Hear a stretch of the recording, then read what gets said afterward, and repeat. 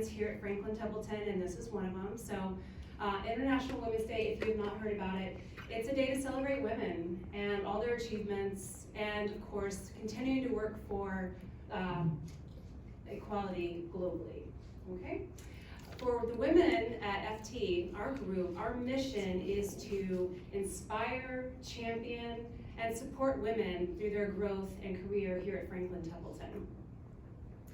We also like to partner with our allies and fellow BRG groups to continue to bring awareness to diversity and inclusion here at Franklin Templeton, okay?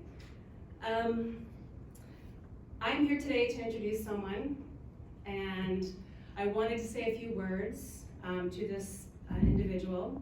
She's a leader who inspires me to lean in and keep learning and also just get involved. So on behalf of the women at FT, we thank you for your continued support and your inspiration. And without any of that, we would have not had this event today. So thank you very much. Without further ado, Ronise Barlow, please come up, Senior Vice President.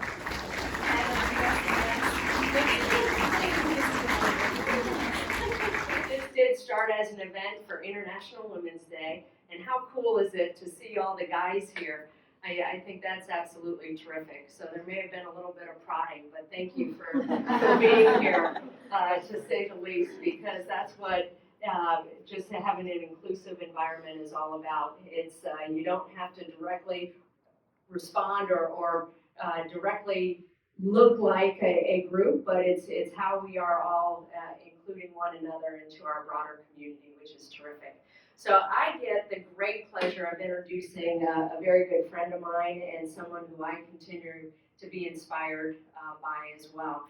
And when Brittany and Melanie came to me and said, you know, we want to plan an event here in St. Petersburg, do I know anyone who has been ultimately, you know, very successful in their business life, but also is very open with their personal life and maybe some of the challenges that they've had getting to the statue of where they are. The very first person I thought of in many cases is my dear friend Sharon Fekete. And Sharon is known as the Dr. Whisperer. That's her business, her first business name, because she has a very long background in the medical field, but as she likes to say, she kind of whispers in the ears of the doctors and other medical professionals about how to build a client-centric practice. And I think all of us have those stories about sitting for an hour or so in a doctor's office, and do they really understand the empathy and the business side of running that practice? And she's built a very successful career in that. Sharon's a motivational speaker at many medical conferences and different forums, but she's also been featured on HSN, Bay News 9, Bloom TV, and The Business Show, to name a few of the venues. And even though she practices a lot in the medical field, her candor and vulnerability has earned her much respect across many different industries. Sharon also launched a second business, 13th Avenue Media, and recently published her first book, The Broken Road to Mental Health in Life and Business, and all of you will get a copy of that. Sharon has a wonderful husband, Rob, who I've gotten to know, a stepson who exceeds all expectations, Cooper, but I think what really drives her passion is talking about mental health. And it's something that we haven't talked about on a regular basis, whether at Franklin or other places. And Sharon just has a beautiful story that I think you'll enjoy hearing. And again, I love her candor and insight and knowledge. So feel free to ask any questions, but please help me welcome Sharon Fekete.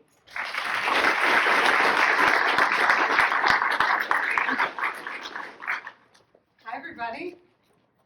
Sharon Fekete, and I am so happy to be here. Can you guys hear me? Yeah. Yes. Awesome. I'm just looking at your beautiful faces before I tell you this story.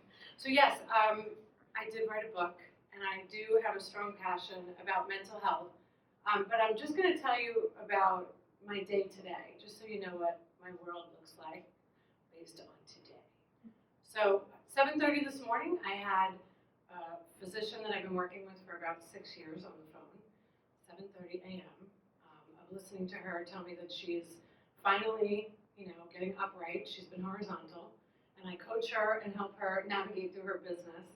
And then from there, I had another doctor visit, a new client perspective. And it was only supposed to be an hour, but it was an hour and a half. And it's like running and running and running. My whole life is running and running, and it's usually around doctors. Can I come closer? I'm gonna come closer. You'll have to tell me if the mic's working. It's not on. Maybe I'll just go back. That's okay. You can? Okay. So I wrote this book because I have been in the medical industry for a little over 20 years now, which is hard to believe. But I had this urge to just start talking about what I saw on a daily basis in working inside and outside of the medical community. And not just that, but all of these wonderful business people that I have the great privilege of working with. Getting to know them, I am the type that could bring something out rather quickly in somebody. They might not want to reveal something to me, but I guess I have that kind of face where they feel like they can tell me about their whole life in 10 minutes. My dad says it's because I'm a Libra. I don't know what it is. It doesn't matter. So I'll tell you, this book, I'm so glad that you're getting it, so thank you. I'd like to thank Bernice and Franklin Templeton for having me here today. It's wonderful that all these men are here supporting International Women's Day. Month. Yeah, so this is such an important time for us, especially because we've had a lot of different movements, right, with women. And if we're going to talk about equality, then we have to actually lift each other up. So not just women lifting each other up, but we need the men too. So thank you. So the book, I'm just going to go through the chapters because it's going to give you a real understanding of who I am. And some of it might be shocking. I asked Ronice if I could curse. She said yes. I told her I wouldn't embarrass her. So maybe before I actually come through these chapters, I will tell you that I met Ronice on a buffet line. This is a true story, at the Valspar Women's Executive. I was complaining about the stupid little things that you're supposed to get a piece of lettuce and put it on your plate. And it goes all over the place. The whole buffet thing is ridiculous to me. So I started just talking about that, and we've been friends ever since. Okay? And I go, it's our anniversary. We go every year to the Valspar Women's Executive. So chapter number 1 is From Innocence to Rehab. Okay? Chapter number 2 is I Smoked Crack. That's a good one, right? A little shock value there. Chapter number 3 is I Blacked Out and I Woke Up in Detroit. So I am going to tell you a little bit more about that because that seems a little bit odd. So when, I grew up in Long Island, New York. If you haven't heard the accent yet, you're going to. It's going to come out maybe with coffee or, a long walk, whatever it is that I say. And I went to private school my whole life. I have wonderful immigrant parents from Ireland. They still today sound like leprechauns. Bernice can attest to that. She's golfed with my father because I will not golf with her ever again. She's the first person I golf with, and that's it. I'm done. They have always been very supportive. They put me through private school. I was a good student. I was a jock. I was in every sport known to man. And then I became a teenager. Anybody have kids in here? Any teenagers? Well, they're fun, right? So I was not fun for my parents. My mom has 12 brothers, true Irish. That's 12 brothers, everybody. That's a lot, right? So my mother is the international woman of the world, I believe. And my dad has 8 in his family. So, we had this very big family growing up, and there's a lot of alcohol involved. The Irish like to go and have a pint or 2 or 9. And I took it to an extreme. So I have an allergy to alcohol. I am an alcoholic. I have been sober for 25 years now. So I got to say, Thank you. I have changed my entire life around, but I tell you that now because I've been saying these chapters, right? And I don't want to scare you. Like I said, I smoked crack, I blacked out, and I moved to Detroit, but I'm 25 years sober now. So going to private school and having all of this, you know, these big events, like every weekend, it was a shower, a wedding, or a funeral, you know, in my family, every weekend. So I couldn't get away from all of the partying, and I was just like embarrassed by the fact that I couldn't hold my alcohol, right? So I went to my first rehab when I was 18, I went to my second rehab when I was 19, and then I kept on drinking and other substances were involved, and in a blackout, I woke up in Detroit, Michigan. So from New York to Detroit, from private school to a blackout to Detroit, from wonderful parents that were very supportive, from private school, I was now a blackout drinker living in Detroit, Michigan. Well, I say living, but I don't know if I was really living. It's incredible to even me to be able to stand up in front of people that are not in the 12-step recovery program that I belong to and tell this story, because I've been telling this story for 25 years. This is nothing, it's not a big deal. I've humbled myself to hundreds of people through the years. I've said the most embarrassing things in front of many people. It's very different when you do it in the business community. But I got to a point in my life where I couldn't take another story about somebody committing suicide, somebody overdosing. There's a horrific opioid crisis going on in our world right now, and it's taking the lives of way too many. So I'm in Detroit, Michigan, and I'm dealing in other substances. And I finally, I made it out. It's all in the book. I'm not going to tell you all about it. I'm going to force you to read it.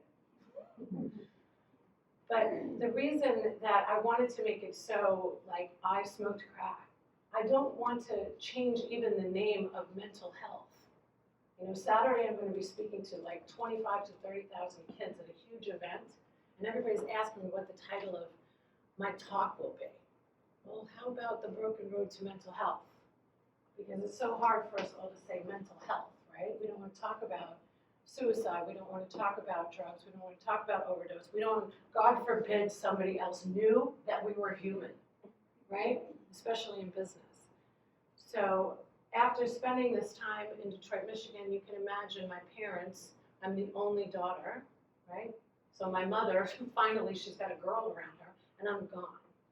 And they got many, many phone calls where my purse would end up in a dumpster somewhere, and they would get a call from Detroit, Michigan, that we found your daughter's purse in a dumpster.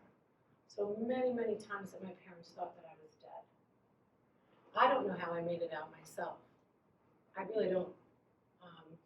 In the book, and there's even on the cover, there's a lot of cranes. You guys are used to cranes in this area. I see them everywhere. But I smile when I see cranes, because I got lifted up and placed into so many places of grace throughout my life that I love just that symbolism. So when I came home from Detroit, Michigan, I fell into a very deep, dark depression. So I don't know if anybody in here is aware of what happens when somebody gets sober or is depressed or wants to kill themselves. I'll tell you about it. It happened to me. So I came home, I'm 21 years old, which is like when you're supposed to start partying, right? Well, party's over, Sharon. You are now going to get sober. So I was in my parents' house, living there, and thinking about how I was going to just survive. You know, all of my friends that I went to high school with, and I had dabbled in college. More about that in the book. And I didn't know what I was going to do. I didn't even know how I was going to make it through the day. I became very withdrawn, and I was going to these 12-step recovery meetings, and I really just, I didn't recognize myself anymore. That girl that grew up in this very happy home, that was very athletic, I had a lot of friends growing up, it was all gone. Alcohol, drugs, and trauma ripped all of that away from me, and a tremendous amount of trauma in my life, as you can imagine, when one blacks out and moves to Detroit, Michigan, with a guy named Spokane, which I didn't know was in Washington. I thought it was just a mixture of like a spoke of a bicycle and cocaine. It's cocaine. So, but it wasn't. He was a very bad man, and lots of drug dealers around me, lots of just horrific, horrific things. I can't even believe when I say it out loud that this happened to me. It feels like another lifetime. But I never want to forget, because this broken road that I've been on for so many years has led me to the greatest things that I have today in my life, some of which Bernice had mentioned before. So I want to share with you a little bit about what it's like for somebody to suffer from depression. So I had taken some psychology courses in college, and I had this big blue book, and it listed all of the symptoms of somebody that might have AIDS, right? And I was going through the whole list, and I'm like, oh my God, that must be me. I was so in my head all of the time, and I was reading this psychology book, which I don't suggest if you're suffering from depression. And I thought I had everything that they talked about in that book. So there were a few times that I did, in fact, try to take my life. And of course, my parents have read this book. And there are many things that have happened in my life that I will not share until they're no longer with us, because I've already put them through enough. When I was getting sober at 21 years old, I could barely get out of bed, but of course my parents and my brother, I have two brothers, but one was only like 13 years old at the time. They didn't know what was happening. They were just happy that I was home. They were happy that I was alive. The fact that I just made it, so nobody was trying to get me sober or telling me I had to go to a rehab or suggesting one of those meetings that I should attend. They were just glad I was alive, so everybody walked on eggshells around me. And they never ever talked about me being in Michigan. They actually called it away, when Sharon was away. So it was just too painful, and they thought that if they talked about it with me, that I might head back out the door. Well, thank goodness I got the help that I needed. I couldn't share what I was feeling or what I was thinking because I just didn't even know. I had no idea what was going on. I just thought that, something had taken over my brain. It's in the book. There's a chapter called Tuesdays with Ben. And Ben Figueres was my therapist. My dad worked at New York Hospital for 42 years. And my mother worked as an EKG technician at a hospital in Long Island. And so I had medicine all around me. But there was no way I wanted to go see yet another therapist. I had already gone to rehabs and all that stuff, and I figured that doesn't work. But because my father told me that it was a good idea to go see Ben, he's a very Irish, stubborn man. And I'm not talking about you men in the room, but most men don't like to go to therapy. I'm just going to call it what it is. We don't like to talk about our feelings or our emotions. Women, on the other hand, we love to talk about ourselves all day long and why we feel the way that we do.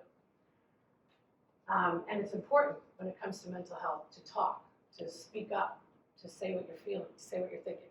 So I went to see this gentleman, Ben, every Tuesday in Manhattan, and he was my dad's EMP counselor, and I think that is a very important part of any company to have some type of a resource. I'm so glad that you're going to be talking about that later, because mental health, it shouldn't be this stigma around it. I know every single person in this room, whether anybody wants to admit it or not, has been affected in some way by something: anxiety, depression, alcoholism, drug addiction. Maybe not you, certainly not you, but maybe your family. It's out there, and the more we talk about it, the more opportunity we have to normalize it. And that is really what I feel these cranes put me here to do that. I didn't know it was going to go this way. I had no idea that I'd be speaking in front of a whole group of people, daily, weekly, monthly, about what I went through as a child when I suffered from alcoholism and depression. But I'm certainly glad that I have that opportunity, because I'm not afraid to tell anybody what I went through. Because I have 2 businesses, and I'm a published author, and I'm just a badass, actually. I mean, not really. So, I have no idea what time it is. How am I doing with the time? We're good.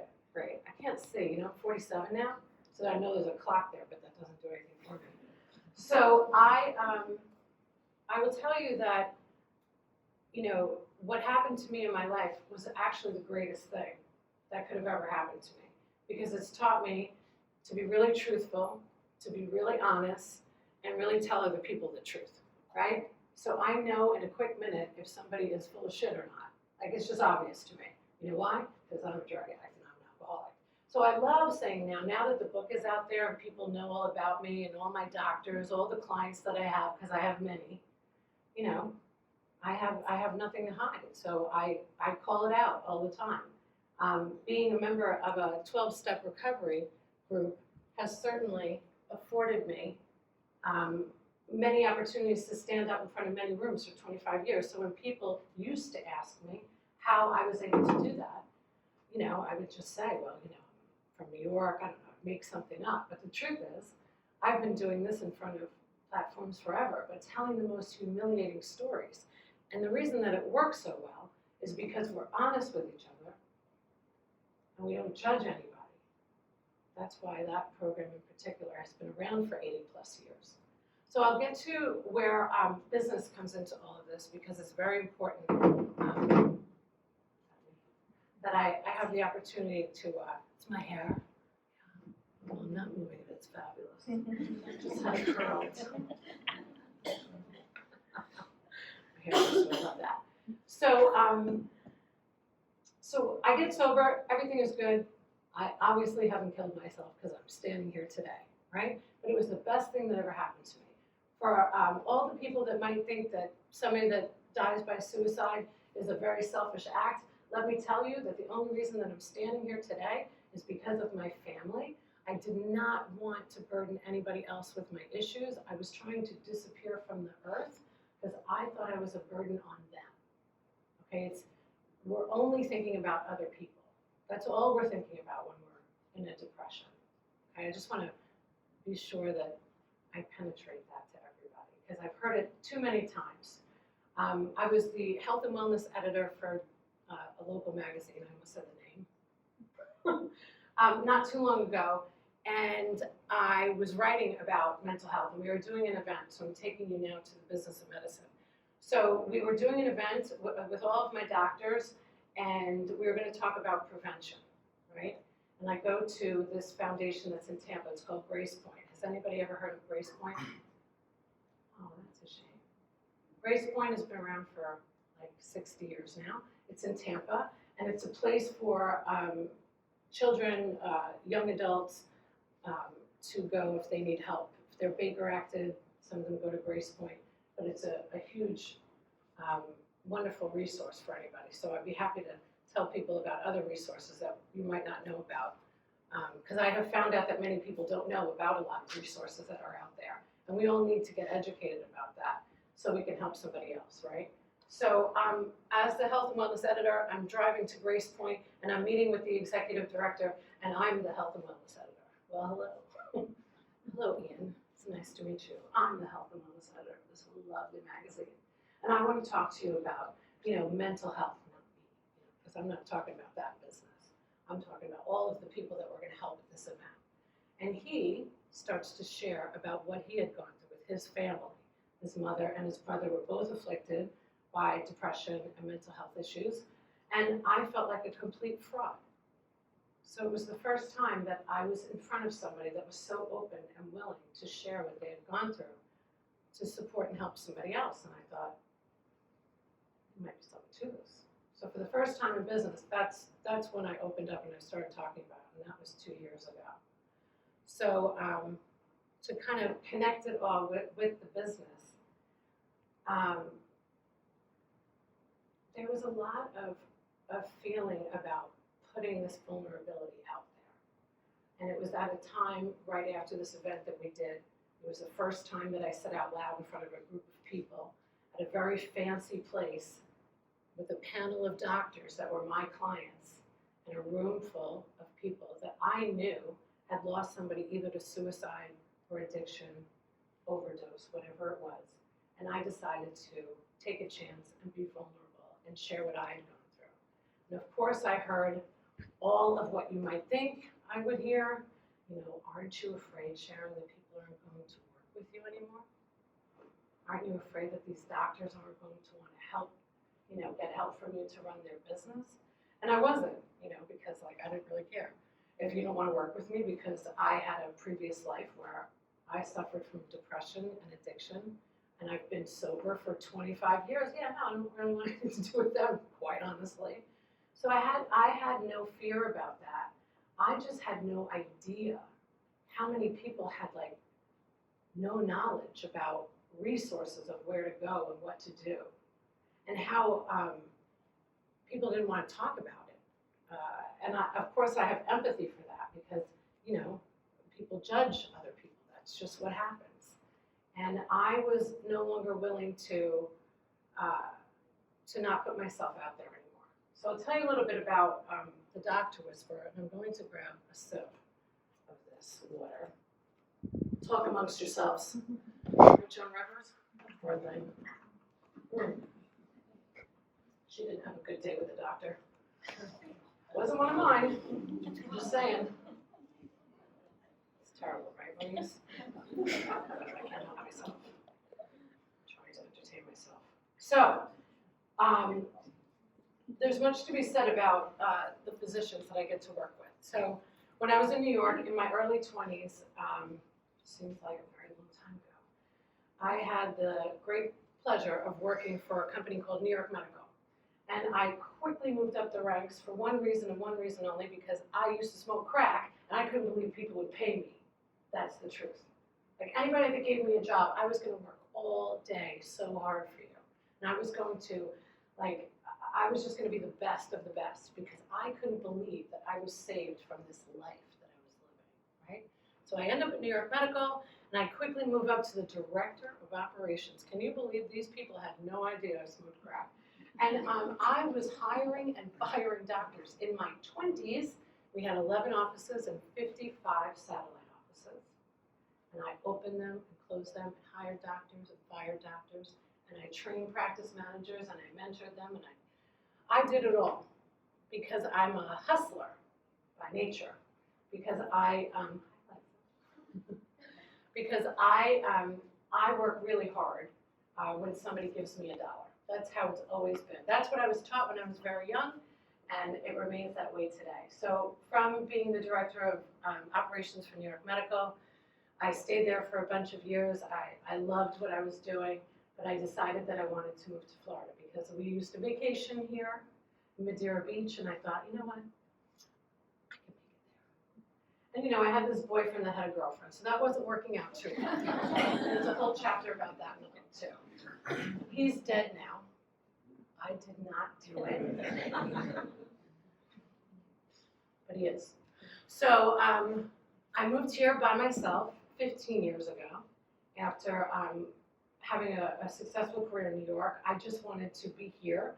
I didn't know this then, but I know it now. I definitely had some type of seasonal disorder, because it's very, it rains a lot in New York. It's a bit cold sometimes.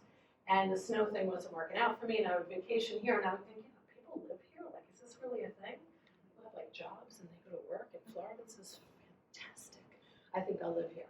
And because of this, moxie that I have, I took a chance and moved here by myself 15 years ago. I knew nobody. I had no job. But I had the crane, as I refer to it in this book, God, higher power, some other source greater than myself, that I don't even care. I don't care if you're a Buddhist, a Scientologist, a Lutheran, doesn't matter. I knew I had that in one hand, and I had this wonderful recovery group in the other. A place that I could go where nobody was going to judge me, and they were going to help me, and they're probably going to hook me up with a job. Well, that didn't happen. I got the job by myself, but I decided to stay, and I ended up running a pediatric practice for 8 years. And I went from adult medicine to pediatrics, and I did very well in both companies. And I grew this pediatric practice. I opened a night division. I did a music video. I had doctors dancing around in a music video. It worked. I've always been very good at marketing and being very creative, because, I can tell you all now, you already know, because I'm drug addict and alcoholic, right? There's a lot of things that I have applied to my business life because of my active life a long time ago. But the good thing is, I can't do anything today without it being 100% honest and true. So if you are paying me, I have to do the right thing. That's the vow that I took with somebody higher than myself, that if you allow me to live this life and you give me opportunities, I'm going to just work really hard. So after I was running this pediatric practice for a while, I noticed a pattern, right? I don't know if you guys know this, but doctors aren't great at business, right? So I was like, maybe I should do something about that.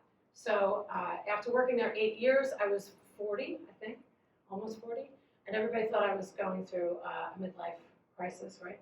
Because that's what they say. I don't even know who came up with that stupid term. Midlife today, now in 2020, like I think at 60 years old, we're going to look better than we did at 20. Because like modern medicine is great, and Botox and all that good stuff. Not that I endorse that or use it. Well, I do actually sometimes when my doctors give it to me for free, let's be honest. So I started this business and it has been amazing. The Dr. Whisperer has been great. I have clients from New York to Chicago to Tampa Bay and beyond. And I am the luckiest person in the world. I get paid to speak at medical conferences. I smoked crack. I wanted to die. I drank a lot. I blacked out and I moved to Detroit, Michigan. And 25 years later, I can tell everybody, you know what freedom that is? To be able to walk anywhere, and I don't care what you think of me, because I have overcome so much adversity. I shouldn't even be standing here right now. I certainly shouldn't be at Franklin Templeton, right? Doctors give me keys to their offices, and I can go in there at any time. I go to their homes. I mean, I don't go on vacation with my clients. Bernice does that. But,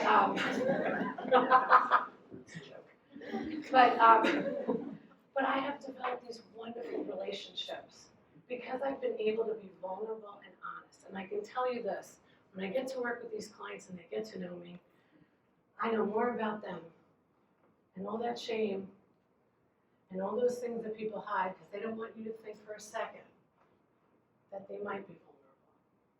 But we all have stuff, right? And I'm so grateful today that we have this opportunity to allow somebody maybe to take a day off for mental health, right? Is that me again with this hair? Sorry, that's my share move. Alyssa works with me, and I don't think she would have one problem calling me and saying, you know what, I'm having a bad mental health day, or whatever it is that she would say. I would want that. I would welcome that. You know how many times I went to work and tried to function after I had been through something traumatic, a breakup. Yeah, I'm not single anymore. That's a good thing too. My husband is like Mr. Rogers, right? Pretty much, Rob? Yeah, I met a wonderful man. He's not like me. He drinks occasion, doesn't get in the way, doesn't black out and move to other states. That's what I do. And I raised a child. So all of these things can happen. You can overcome so much adversity and you can soar. So I have no idea what time it is. Somebody give me a little hookup. Almost 10 after, so that we wrap it up, or we're good. I could talk for days. It's fantastic. I do want to be able to give you guys value. I want you to be able to ask me questions. You know, I ran a pediatric practice for 8 years before I opened my business, and I always told a boss of wherever I worked, but I only worked at 2 other companies because I'm a very loyal person since I stopped drinking. And I would reveal myself to them. And in this pediatric practice, when any child came in, whether it be an eating disorder or anxiety or depression or alcohol or the parents were struggling, he came to me and asked me what to do. Because they don't teach this in medical school either, unless they're a specialist, right? Like somebody that specializes in addiction or something like that. So I know a lot about what's going on inside the medical industry. And the free resources that are out there, I'm ashamed to tell you that most don't know. And I'm trying my best to make a difference that way. So I want to thank you for allowing me the opportunity to be vulnerable in front of you. And if I could wish you anything today, I wish you adversity. adversity will make you grateful. So if you've been through it, you know what I'm talking about, right? Adversity makes me grateful every day to wake up. I don't get annoyed by cranes, like I'm sure you do. I'm like, oh, a crane. This is going to be a great talk.